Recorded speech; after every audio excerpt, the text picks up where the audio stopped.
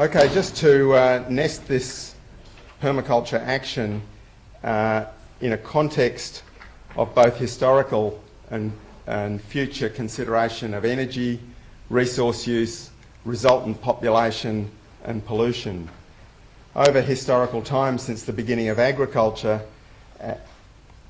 the graph has gone pretty much like this, from pre-industrial sustainable culture up the great energy mountain, which certainly didn't begin with fossil fuels but was supercharged by the extraction of fossil fuels, providing a culture which we can broadly call modernism.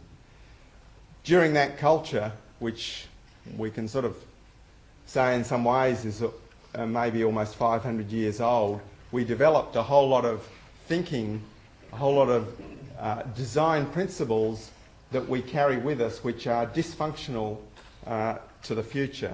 Ideas that get big or get out in agriculture, winner takes all, many other aspects that we take for granted about economies of scale.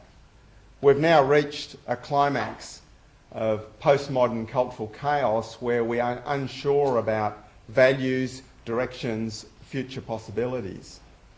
I see those future possibilities as falling into four broad scenarios, and rather than portraying them in terms of future years, I prefer to think of it in terms of thinking of the time to our great-grandchildren and the time for an old-growth forest to mature. The first one I call Techno Fantasy.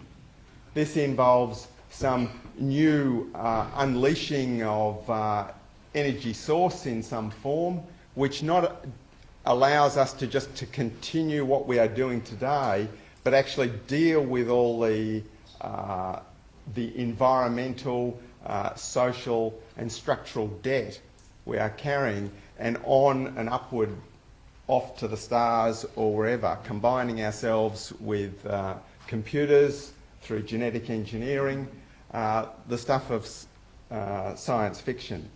Of course, there are many people working feverishly on many of these pathways, and we can see many aspects, many possibilities emergent in current society.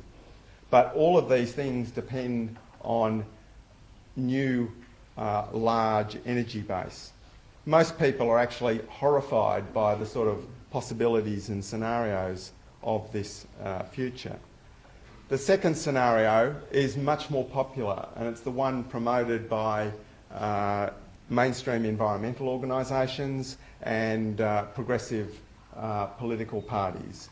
The idea that we can come down from this unstable situation of extreme overexploitation of nature and rapid depletion of resources, somehow to move on to some steady state plateau where industrial affluent society and most of its major elements are somehow stabilised in a steady state economy, but largely kept intact.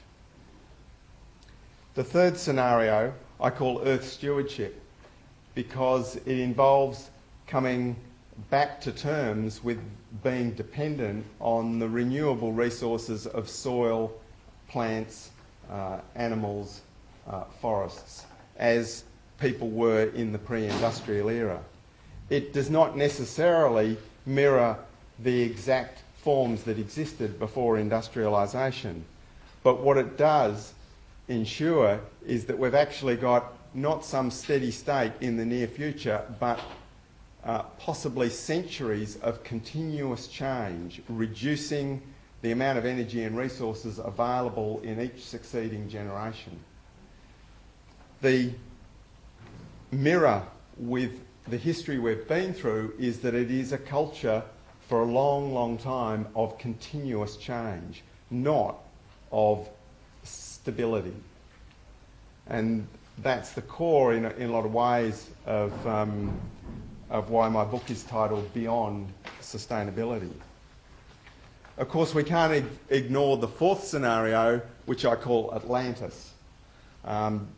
The possibility of the precipitous, catastrophic disintegration of most of the elements of what we would call civilization and a consequent catastrophic rapid drop in world population down to some floor which we can barely imagine what it is.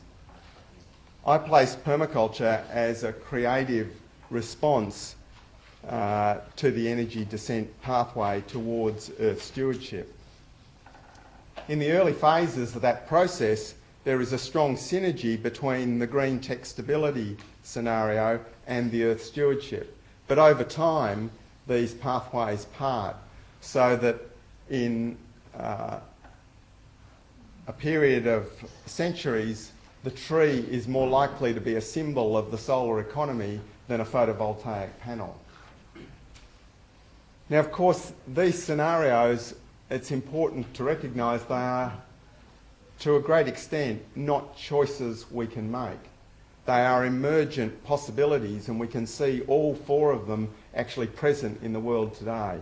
And to an extent, different places in the world as we shift from globalisation to the localisation of processes, that to some extent we will see all four of these scenarios persisting for at least some time.